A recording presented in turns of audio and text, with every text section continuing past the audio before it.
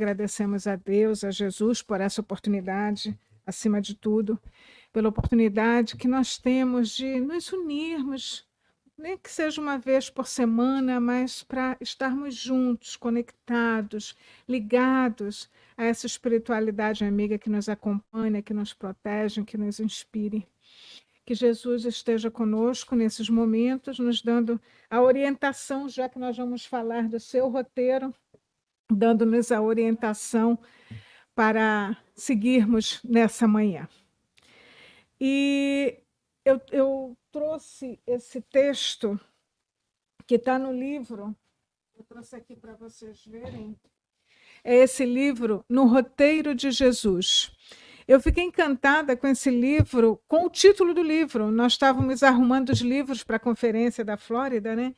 Aí eu me encontrei esse livro e digo, nossa, gostaria de fazer um estudo sobre esse livro, porque imagina, o roteiro de Jesus, no roteiro de Jesus, é esse roteiro que a gente quer seguir, é esse caminho que a gente quer seguir, né? Então deve ser o livro que a gente precisa ter pertinho, já que a gente quer seguir o melhor caminho, encontrar as melhores resoluções para realmente o que nós queremos nessa vida é ser felizes. E nós fomos criados para ser felizes. Só que às vezes a gente perde o rumo, sai do roteiro e acaba fazendo escolhas não tão boas e, naturalmente, chegam consequências que, às vezes, a gente passa por um sofrimento, que também é um aprendizado, mas se a gente puder ir pelo melhor caminho, por que não? Não é? E o nosso caminho sempre é Jesus. Então, eu vou falar um pouquinho desse livro, porque ele é muito, assim, muito gostoso de ler. Ninguém vai fazer nada hoje à tarde, então já pode pegar o livro e ler. Mas ele é muito interessante. Ele é um livro, Psicografia de Chico Xavier, são textos de Humberto de Campos. Esse autor, Gerson Simões Monteiro, ele fez uma coletânea dos textos de Humberto de Campos, dividido em 4 partes. Olha só, a primeira parte são os temas ligados ao início da vida de Jesus na Terra. A segunda parte é Jesus agindo, não? Aqueles diversos atos, milagres de Jesus, em momentos em que a gente vê Jesus confortando, ensinando, né? Apoiando. A terceira parte são os fatos vivenciados por Jesus já no final da sua vida terrena. E a quarta parte é Jesus agindo depois que ele já está no mundo espiritual, de volta ao mundo espiritual. Então, são 4 etapas que a gente, assim, acompanhando a chegada de Jesus, vivendo com Jesus, Jesus partindo, e ainda assim a gente recebe os seus ensinamentos. É muito interessante. E eu me encantei com o terceiro capítulo, que está na primeira parte do livro, que é o título do capítulo, na verdade, é Pequena História do Discípulo. E ele está extraído lá do livro Luz Acima, porque como é uma coletânea, cada texto está de um livro diferente. Então, esse Pequena História do Discípulo está no livro Luz Acima. Não é o título da nossa palestra, mas vocês vão entender por que nós escolhemos esse título. Porque, na verdade, é isso que nós queremos ser, não é? Nós queremos ser esse servo fiel, fiel às leis divinas, fiel a Jesus, fiel a nós mesmos. E como nós estamos trabalhando no roteiro de Jesus, nós vamos seguindo Jesus para chegar a esse momento de sermos esse servo fiel. Então, nós vamos ler trechos do livro para que a gente possa ir acompanhando esse caminho. E as imagens, a maioria de nós é visual, né? Então, se a gente esquecer o texto, a gente vai lembrar dessas imagens de Jesus conosco. Deixa eu ver se eu acerto aqui. Vamos falar primeiro da biografia. Então, aqui está o livro que nós trouxemos, esse aqui, e nós utilizamos alguns textos desses livros, Perguntas que Jesus nos fez, de Sandra Borba. É maravilhoso esse livro, porque a gente se encontra ali, né? Se Jesus nos perguntasse tal coisa, como nós responderíamos? É instigante esse livro maravilhoso. Toda a renda desse livro vai para o Remanso Fraterno, lá no Rio de Janeiro, em Niterói, mais precisamente. E aí, olha o que eu encontrei aqui, esse livrinho aqui, que nós vamos falar sobre ele, encontrei aqui na livraria de vocês. Então, quem quiser já pode, no final, adquirir o livro. Né? Mais um momento de inspiração. A gente gasta tanto tempo quando a gente se dá conta, né? Às vezes a gente gasta tanto tempo do lado de fora, vivendo, né, as coisas assim tão superficiais, no telefone, no computador, na televisão, e a gente às vezes não desfruta, tem a oportunidade dessas leituras, que são livros, são leituras que alimentam a nossa alma e nos dão subsídios para enfrentar os nossos desafios do dia a dia. Então, aqui vai a sugestão de leitura para todos nós. Então, vamos começar o nosso texto.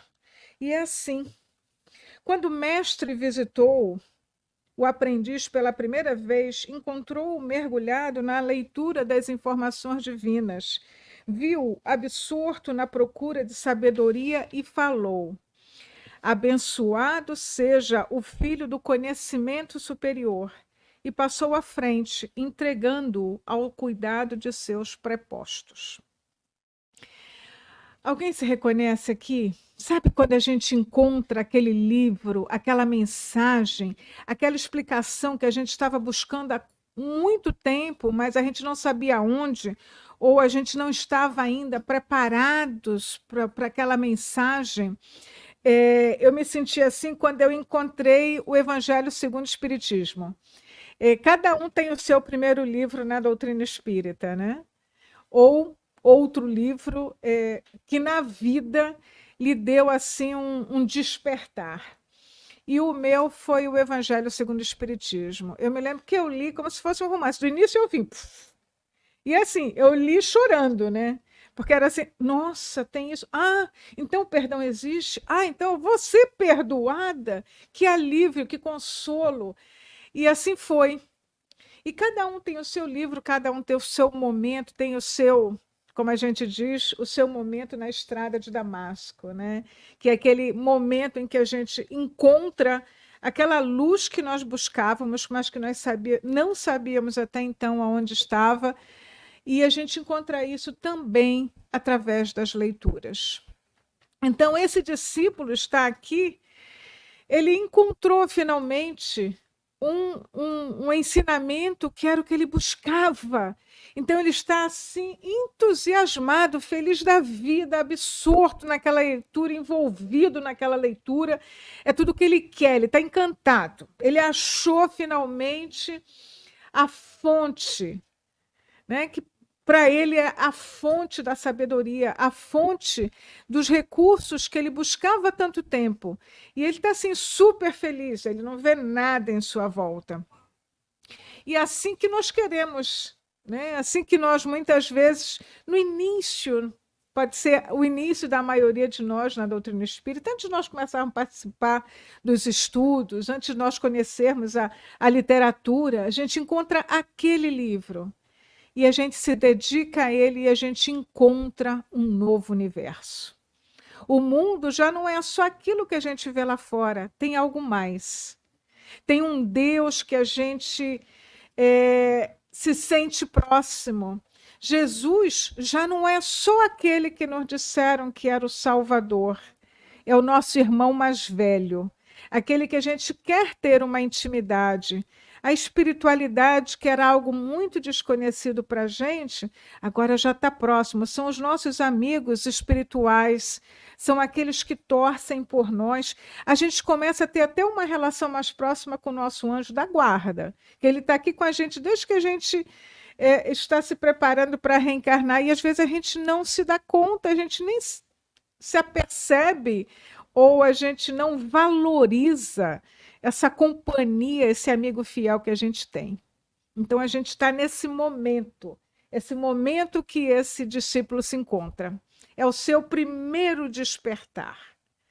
e que pode acontecer em qualquer momento de nossas vidas. E graças a Deus nós temos vários despertares ao longo da vida, porque nós estamos em crescimento, em aprendizado. Então, nós despertamos hoje para uma determinada coisa em nossa vida, algo que precisávamos ver com relação à família, com relação ao trabalho. Em outro tempo, talvez a gente desperte para outro fator, a nossa busca interior, a necessidade que a gente tem de se conhecer.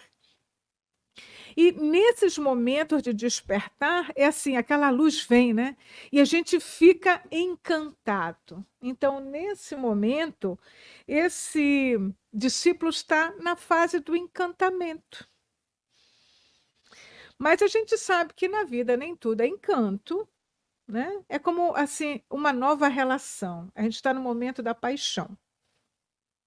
No momento da paixão, tudo são flores, tudo é lindo, tudo é maravilhoso. E a gente tem que aproveitar esse momento. Mas a gente não pode ficar parado nele. A gente tem que construir essa relação de forma mais profunda. E aí a gente vai caminhando. E é caminhando nesse estágio, passa um tempo, Jesus volta e ele encontra de novo o discípulo. Voltando mais tarde a revê-lo, surpreende-o, inflamado de entusiasmo pelo maravilhoso. Sentia-se dominado pelas claridades da revelação, propondo-se a estendê-las por todos os recantos da terra. Queria ganhar o mundo para o Supremo Senhor, para o Senhor Supremo. Multiplicava as promessas de sacrifício pessoal e interpretava teoricamente a salvação por absoluto servo da esperança contemplativa. O companheiro eterno afagou-lhe a fronte sonhador e disse: Louvado seja o apóstolo do ideal, e seguiu adiante, confiando-o a dedicados mensageiros. Então, o discípulo encontrou a fonte do conhecimento que ele buscava, e agora ele está naquele momento de entusiasmo total, né? Ele não vê nada além, ele tem, nesse momento, ele acha que ele tem que viver de maneira contemplativa para servir ao Senhor. Não existe, assim, nesse momento, nada, o mundo lá fora. Só que nós já passamos por essa fase de nos isolarmos nos conventos, nos seminários, nos monastérios, nas cavernas, para contemplarmos a Deus, para servirmos a Deus.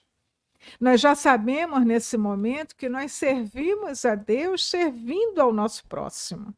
É muito fácil a gente encontrar a palavra, o amor, o evangelho, e ficarmos sozinhos em casa, só olhando o evangelho. É uma paz absoluta. Mas será que a gente cresce com isso? Porque ter o conhecimento só para a gente é muito fácil, né? A gente briga com a gente mesmo e no final a gente faz as pazes e ninguém fica afetado, só a nossa mente. Mas o nosso grande desafio é exatamente vivenciar essa mensagem no mundo lá fora.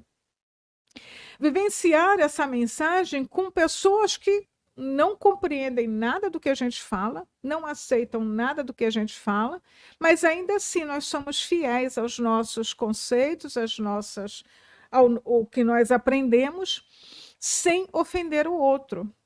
É esse desafio que nos faz crescer, porque nos impõe o respeito à diferença, nos impõe o respeito a uma vivência que é completamente diferente da nossa. Não sei se vocês lembram quando nós começamos a retornar ao centro depois da pandemia, né? E tinha muito aquela coisa, não, mas está tão prático. A gente fica em casa, olha, dá para a gente assistir muito mais estudos, porque a gente não gasta tempo no transporte, na locomoção, no trânsito. Então a gente estuda muito mais, verdade. Mas a gente também não se expõe ao outro, não se expõe à convivência. E é na convivência que a gente aprende a se relacionar. É na convivência que a gente vai amando o outro como ele é. Porque é muito fácil a gente estar na telinha e aí, quando acontece alguma coisa que a gente não gosta, a gente desliga a câmera, o microfone, e aí a gente ainda diz, não, foi um problema. Isso são os alunos, sabe? Os alunos dizem assim, não, minha câmera está com defeito. Que é muito mais fácil, não é? Mas no dia a dia, no olho a olho, a gente vai ter que se aceitar como é e tentar compreender que cada um está no seu nível de aprendizado, está no momento em que precisa estar. E não cabe a nós impor qualquer coisa. Mas esse discípulo, nesse momento, está naquele nosso momento de empolgação. A gente descobriu a doutrina espírita, responde todas as nossas perguntas, agora a gente quer que todo mundo seja espírita. Mas será que foi isso que Jesus falou? Todo mundo tem que seguir a mesma religião, o mesmo caminho? A gente tem que seguir o caminho do amor, do bem, do servir. E que se manifesta das mais diferentes formas, nas mais diferentes doutrinas, não é verdade? E nessa ânsia de querer levar o que a gente gosta, às vezes a gente passa por cima do outro, em desrespeito ao outro, porque cada um está num nível de compreensão e cada um precisa de uma lição diferente da outra. Então, a primeira lição de Jesus é amarmos uns aos outros. Então, o amor requer respeito e compreensão pelo que o outro é como é, assim como nós queremos ser respeitados, não é? Aí, aqui do livro que nós comentamos, que está aqui na livraria de vocês, que é Impermanência e Imortalidade, pelo Espírito Carlos Torres Pastorinho, para quem não sabe, é dos Minutos de Sabedoria. Quando a gente fala Minuto de Sabedoria, todo mundo conhece, né? Então, ele nos fala assim que Jesus nos diz, quando a gente estava falando que não basta contemplar, não basta receber o ensinamento, ficar lá na nossa caverna, vivendo o ensinamento. E ele nos fala assim, Carlos Pastorinho, Jesus foi peremptório no desafio que lançou para que se pudesse viver no mundo sem pertencer ao mundo, deambular pelo vale estreito e sombrio, pisar em abrolhos e lodo, mantendo-se firme no ideal do crescimento, lutando contra os limites pessoais e as circunstâncias. São a técnica que permite o avanço sem detenção no mundo da autorrealização. Vez que outra, ele buscou a solidão física em lugares ermos para reabastecer-se em Deus. No entanto, impulsionou os apóstolos a que saíssem de si para servirem a seu próximo. Então, é claro que nós vamos ter, e nós temos necessidade de momentos isolados, aqueles momentos em que a gente se recolhe para refletir, para pensar, para meditar, para absorver, para assimilar o ensinamento e para nos prepararmos para sair da caverna e conviver com o próximo, com todos os desafios que o mundo lá fora nos oferece. Esse é o nosso, assim, o nosso avançar na nossa convivência com todos. E esse discípulo está caminhando. A gente vai vendo, acompanhando o texto, que ele está progredindo. Olha que maravilha. Ele agora, quando Jesus, né, dá mais uma volta, passou pelo mundo inteiro e volta a encontrar o discípulo. E aí nós escutamos, por meio dos conhecimentos do ideal que adquirira, presumia-se na posse da realidade universal. Movia a guerra sem sangue a todos os semelhantes que não lhe pisassem o degrau evolutivo. Gravava dísticos incendiários a fim de purificar os círculos da crença religiosa. Acusava, julgava e punia sem comiseração. Alimentava a estranha volúpia de enfileirar adversários novos. Pretendia destruir e renovar tudo. Nesse mistério, desconhecia o respeito ao próximo. Fazia tábua rasa das mais comezinhas regras de educação, assumindo graves responsabilidades para o futuro. O compassivo, todavia, reconhecendo-lhe a sinceridade cristalina, Acariciou-lhe as mãos inquietas e anunciou: amparado seja o defensor da verdade. E dirigiu-se a outras paragens, entregando-o à proteção de missionários da fé. É aquele ponto em que a gente acha que a nossa religião é a única. É a única que serve, é a única que fala a verdade, é a única que atende às necessidades. E aí a gente impõe a religião ao outro. E é isso que causa tanta guerra. Infelizmente, nós ainda vemos guerras dentro das famílias, dentro dos lares, por questão religiosa. Isso é para nós não falarmos das guerras lá fora, porque a gente sabe que tudo começa no pequeno e se estende, não é? Então, enquanto nós estivermos em guerra interior, em guerra em famílias, fica difícil imaginar um mundo de paz, um mundo de harmonia. Esse discípulo, nossa, como ele já avançou. Ele leu, ele descobriu a mensagem, ele ficou encantado com a mensagem, e ele chegou num ponto que ele acha que a mensagem é essa. E a gente vê que Jesus, em nenhum dos momentos, nos deixa sós. E em todos os momentos, ele nos abençoa, já nos vendo num passo adiante. Olha que lindo que ele fala.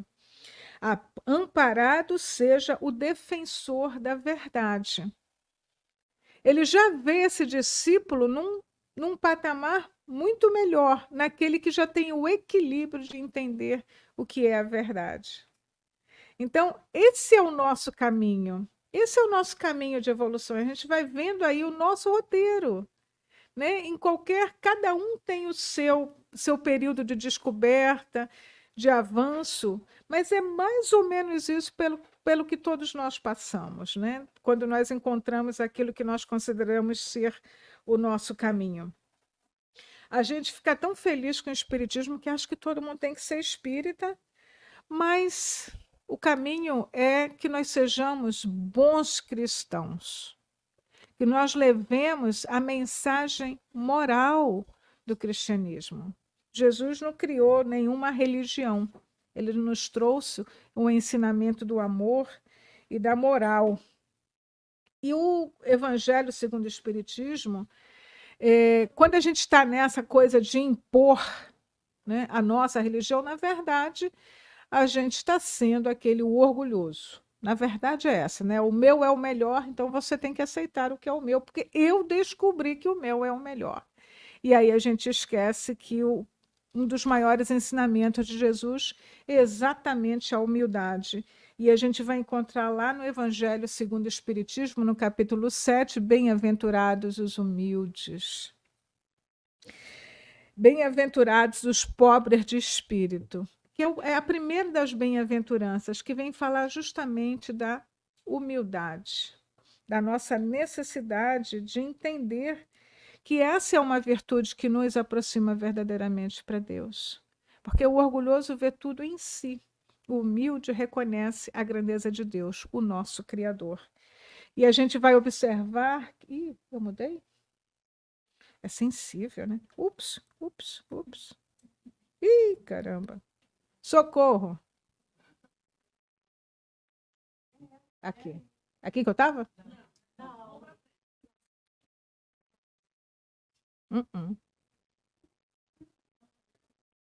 Ainda não cheguei lá, mas tudo bem.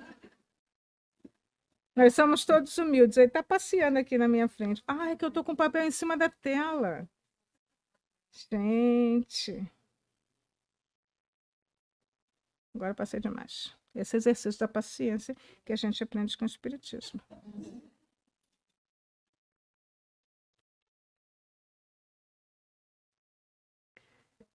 Esse eu já passei? Já passei.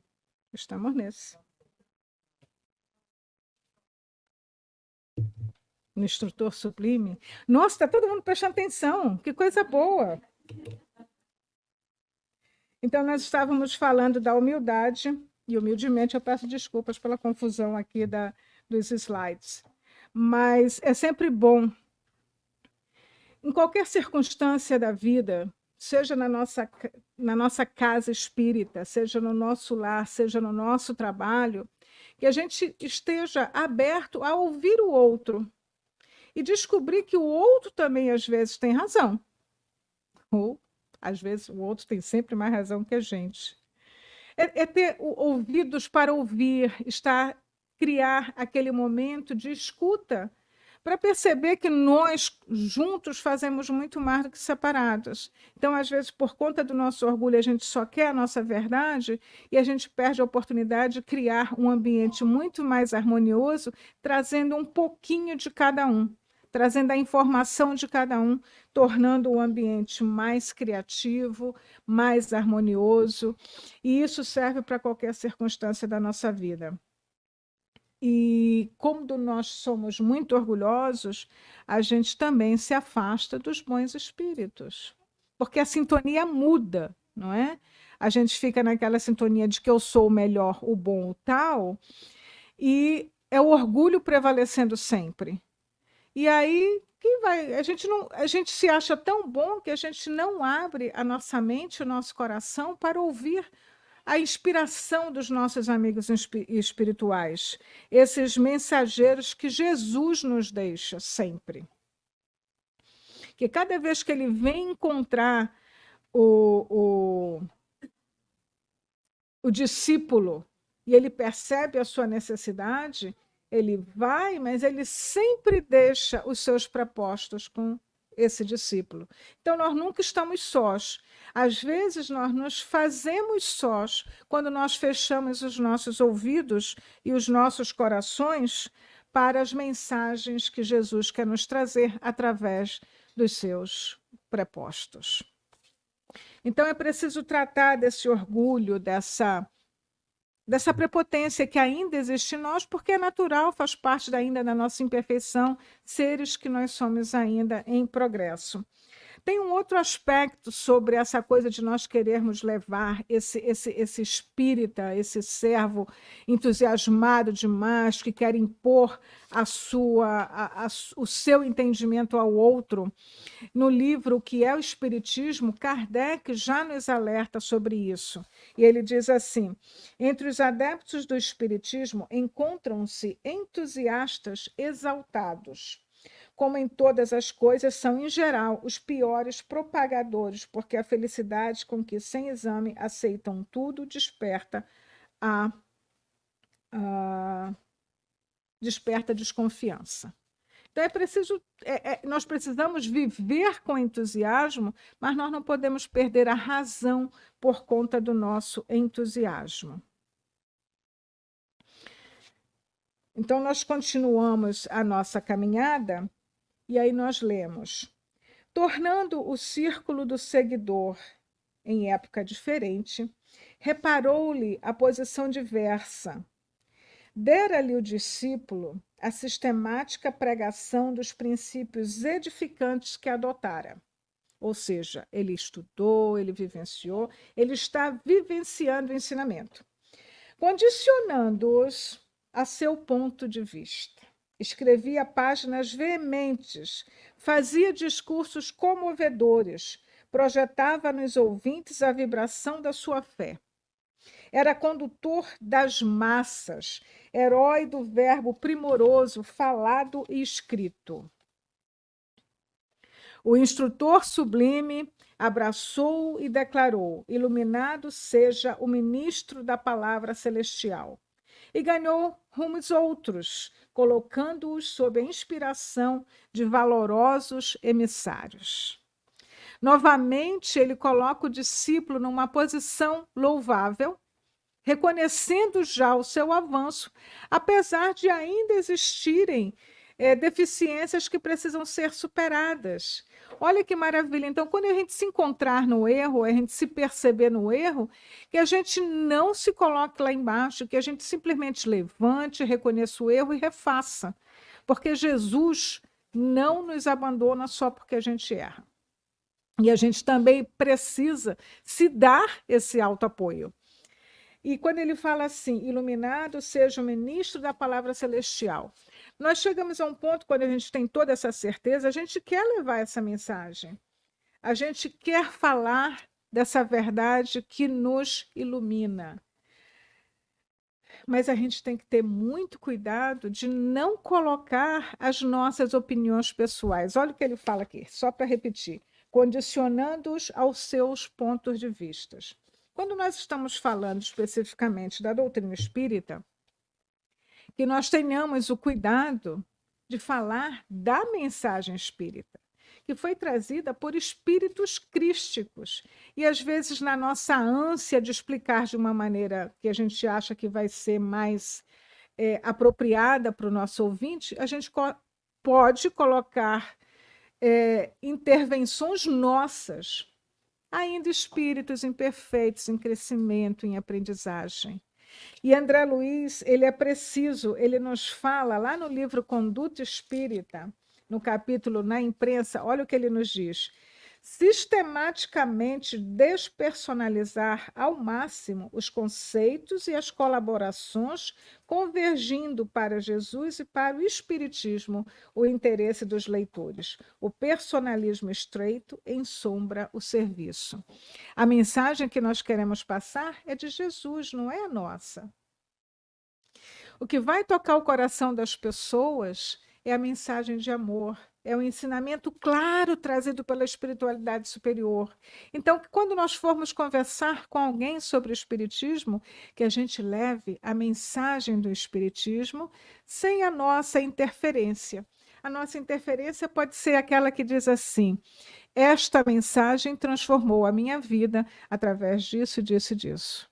Eu sou hoje uma pessoa diferente do que eu era antes, porque eu aprendi com Jesus que eu devo perdoar, que eu posso ser amado apesar das minhas imperfeições. Essa é a minha experiência pessoal. Mas a mensagem de Jesus, eu tenho que ser fiel a ela. A mensagem do Espiritismo, eu tenho que ser fiel a ela. Porque imagina, seria até muita prepotência, né? Eu, nessa imperfeição toda, achar que eu posso mudar a mensagem da espiritualidade superior. Mas tudo é aprendizado e a gente vai caminhando assim. Esse discípulo, ele já avançou bastante, mas ainda está lá, tornando a coisa muito pessoal. Ainda é ele que fala, não é o alto que fala. E aí nós continuamos nessa caminhada com Jesus, e aí ele volta novamente a encontrar o discípulo. Depois de alguns anos, retornou magnânimo e anotou-lhe a transformação. O aprendiz exibia feridas na alma. A conquista do mundo não era tão fácil, refletia ele com amargura. Embora sincero, fora defrontado pela falsidade alheia. Desejoso de praticar o bem, era incessantemente visado pelo mal. Via-se rodeado de espinhos. Suportava calúnias e sarcasmo. Alvejado pelo ridículo entre os que mais amava, trazia o espírito crivado de dúvidas e receios perniciosos. Era incompreendido nas melhores das intenções. Se dava pão, recebia pedradas. Se acendia a luz, provocava perseguições nas trevas. Lia os livros santos à maneira de faminto que procura alimento, sustentava seus ideais com dificuldade, sem conta, ensinava o caminho superior de coração dilacerado e pés sangrando. O sábio dos sábios enxugou-lhe o suor copioso e falou: amado seja o peregrino da experiência, e seguiu estrada fora, confiando-o a carinhosos benfeitores. Talvez todos nós aqui já tenhamos passado em algum momento da vida, seja na sua própria religião, seja no local de trabalho, seja em família, aquela dor de que você acha que você está fazendo o seu melhor, que você está dando o seu melhor, e você é totalmente incompreendido, e você sai machucado, a gente sai ferido, magoado, triste, porque a gente achou que estava fazendo o melhor. Pais normalmente passam por isso, não é? Assim, ele faz de tudo. Aí, quando o menino chega na adolescência, tem nada que pai e mãe faça que dê jeito. Mas não tem problema, quando eles amadurecem, eles voltam e reconhecem tudo, viu? Para quem ainda não passou por essa fase, tenho certeza que eles vão voltar e reconhecer a grandeza dos pais. Mas dói, né? E quando você está fazendo luz, a sombra não quer luz. Os espíritos que estão em sofrimento, eles querem companhia. Então, quando a gente está trabalhando no bem, vão vir aqueles ataques para afastar, desanimar, desencorajar. Quem já não sofreu isso, não é? Mas a gente permanece firme e nós não estamos desamparados. Mais uma vez, nós estamos sendo aqui amparados pelos carinhosos benfeitores, como diz Jesus aqui. Então, nesses momentos, isso nos é permitido também para que nós possamos atestar dentro de nós a nossa confiança, a nossa certeza no trabalho do bem, a nossa confiança de que nós estamos dando o nosso melhor. Talvez não seja o total, mas é o que nós temos para dar e nós estamos dando integralmente. Quando nós temos a consciência tranquila de que nós fizemos o nosso melhor, é aceitar as coisas como estão, entender que o outro ainda não tem a mesma capacidade de entendimento que nós temos, mas que chegará lá, que a mesma compaixão que Jesus tem para conosco, nós teremos para com o outro. Que cada um tem o seu momento de despertar, cada um tem o seu momento de nos encontrar também. E até aqueles espíritos que, às vezes, quando a gente está trabalhando e a gente percebe, né, que, nossa, eles não querem que a gente siga, porque a gente está iluminando o caminho. E a gente recorre a Jesus. A gente recorre aos bons espíritos, para que nós nos fortaleçamos e possamos seguir o caminho. E assim, sofrimento, desafios, todos nós vamos passar. Incompreensão, todos nós vamos sofrer. Isso faz parte da vida e deve ser usado como alavanca, como instrumento de sustentação. Porque as críticas, às vezes, são necessárias também, até para a gente fazer a aferição. Será que, tudo bem, eu ouvi isso. Será que realmente eu estou fazendo o meu melhor? Será que tem algo que eu preciso ajustar? A gente precisa ter a humildade de receber as críticas como um instrumento de aferição do nosso trabalho, da nossa conduta, da nossa vivência no mundo com o outro. E aí nós vamos tendo mais uma percepção maior da nossa própria atuação na sociedade, na comunidade em que nós vivemos. E não ter assim, ficar magoado, né? Magoado às vezes é porque o outro não entende as coisas da maneira que a gente quer que ele entenda. Aí a gente percebe mais uma vez o nosso orgulho falando na frente. Como é que ele não entende que eu estou fazendo melhor? Como é que ele não entende que esse é o melhor caminho? Ele não entende. E aí? A gente não precisa ficar magoado por isso. Porque a mágoa é um verbo reflexivo. A gente se magoa, não é? Não é o outro que magoa a gente, é a gente que se magoa. Então, quando a gente compreende o outro como ele é uma dor a menos que a gente carrega. É um sofrimento a menos que a gente carrega. E aí nós trouxemos aqui do livro, para esse livro aqui da Sandra Borba. É muito interessante, como eu falei inicialmente. São várias perguntas que Jesus nos fez. Como nós responderíamos? E um dos capítulos é que ela fala, comenta, né? O que nós temos, já que nós estamos falando de dar o nosso melhor, o que nós temos a oferecer? É o título do capítulo. E a pergunta de Jesus é a pergunta relacionada naquele momento da multiplicação dos pães e dos peixes, e que Jesus pergunta: o que tendes? Então, o que nós temos a oferecer? Quando nós tivermos dúvidas de se nós estamos dando o nosso melhor, nós nos perguntemos: o que eu tenho para oferecer? E ela termina assim o capítulo: Apresentemos assim ao Senhor nossas pequenas quantidades de pães e peixes, que são os recursos que possuímos.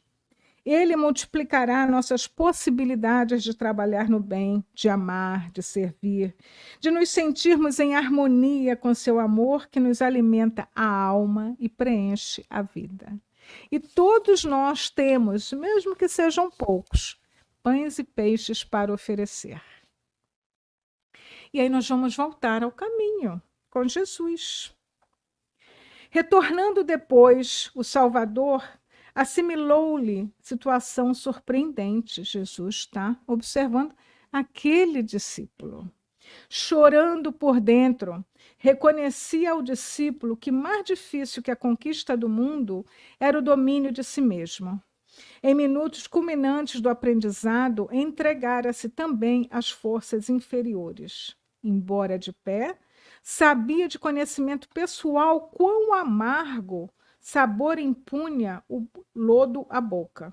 Cedera bastas vezes a sugestões menos dignas de que combatia. Aprendera que, se era fácil ensinar aos outros, era sempre difícil e doloroso edificá-lo no próprio íntimo. Ele que condenara a vaidade, o egoísmo, a volúpia e o orgulho, verificava que não havia desalojado tais monstros de sua alma. Renunciava ao combate exterior a fim de lutar consigo mesmo, muito mais. Vivia sob a pressão da tempestade renovadora. Ciente das fraquezas e imperfeições de si mesmo, confiava, acima de tudo, no Altíssimo, cuja bondade submetia aos torturantes problemas individuais por meios da prece, da vigilância entre as lágrimas. O divino amigo secou-lhe o pranto e exclamou: bendito seja o irmão da dor que santifica. Olha que interessante, está vendo? Não parece o nosso crescimento? A gente primeiro quer ensinar o outro, até a gente descobrir que a gente precisa olhar para dentro e reconhecer que antes de ensinar o outro, nós precisamos aprender. Enquanto nós estivermos só focando do lado de fora, dificuldade nós teremos de fazer crescer dentro de nós essa semente do bem que já existe, mas que precisa ser trabalhada. É preciso remover o matinho, é preciso remover a pedra desse solo. Mas é preciso cuidar do solo, é preciso olhar para o solo. E esse solo é o nosso coração, é a nossa mente, somos nós interiormente. E muitas vezes esse processo é doloroso, porque é doloroso reconhecer que a gente falha. Sinto, né? É difícil, dói mesmo. É difícil reconhecer que às vezes a gente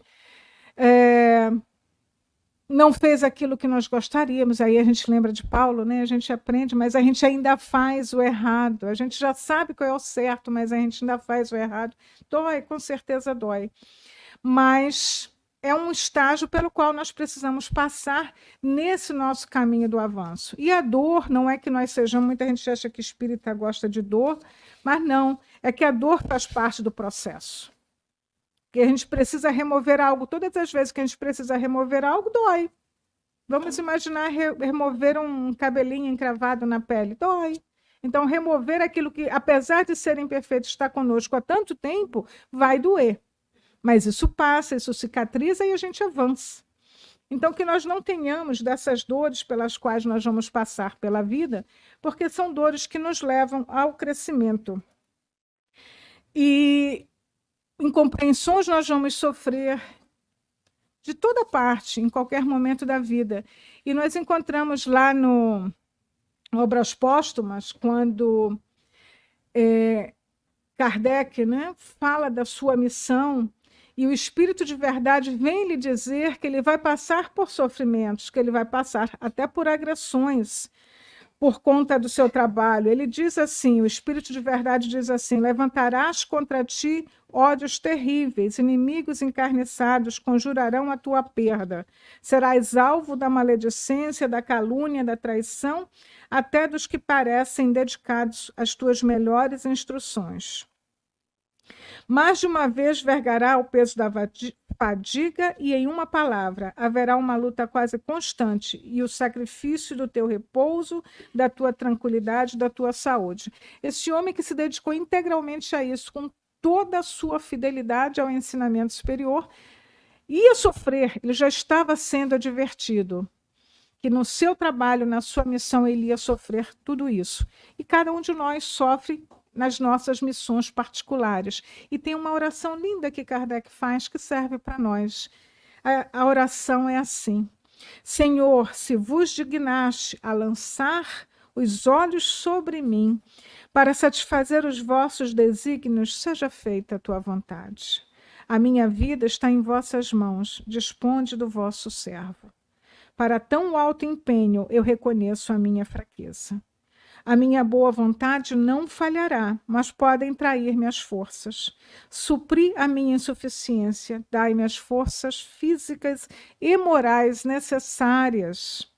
Sustentai-me nos momentos difíceis e com o vosso auxílio e dos vossos celestes mensageiros, esforçar-me-ei por corresponder às vossas vistas.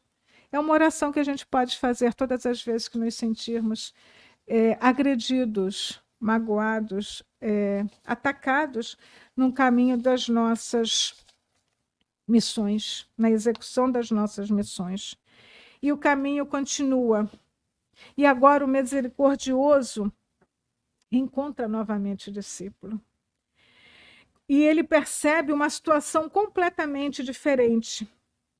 Ele percebe que o discípulo conservava o conhecimento, o ideal, o entusiasmo, a combatividade em favor do bem, a experiência, a oração iluminativa. Todavia, acima de tudo, compreendia a necessidade de refletir a vontade de Deus no serviço ao próximo. Percebe que tudo pelo qual ele passou está aqui resumido? Desde aquele primeiro estágio de descobrir a mensagem, de se entusiasmar, de brigar pela mensagem, de levar a mensagem, de só ensinar ao outro, do momento em que ele percebe que o ensinamento é para ele também. É todo o processo do crescimento, é todo o processo da caminhada pela qual todos nós passamos. E Jesus continua. O texto continua: suas palavras revestiam-se de ciência celestial. A humildade não fingida era gloriosa auréola em sua fronte, e por onde passava, agrupavam-se em torno dele os filhos da sombra, buscando em sua alma a luz que amam, quase sempre sem entender. É o momento em que nós percebemos que nós queremos, acima de tudo, compreender que o Pai espera de nós. Nós passamos por todo esse estágio, mas agora a gente entende que nós somos uma peça nesse quebra-cabeça que é a vida e que nós queremos colocar no local correto. E o texto, olha como o texto nos traz Jesus, o mestre, o companheiro eterno, o compassivo, o instrutor sublime, o sábio dos sábios, o divino amigo, o misericordioso, o Senhor. Que nós tenhamos essa intimidade em tratar com Jesus, esse nosso irmão mais velho. E quem nós somos? Nós somos o filho do conhecimento, o defensor da verdade, o ministro da palavra, o peregrino da experiência, o irmão da dor. E no finalzinho já, quando Jesus encontra esse servo tão transformado, ele diz: bem-aventurado o servo fiel. Aqui entrou algo, desculpem. Obrigada. Foi lá atrás.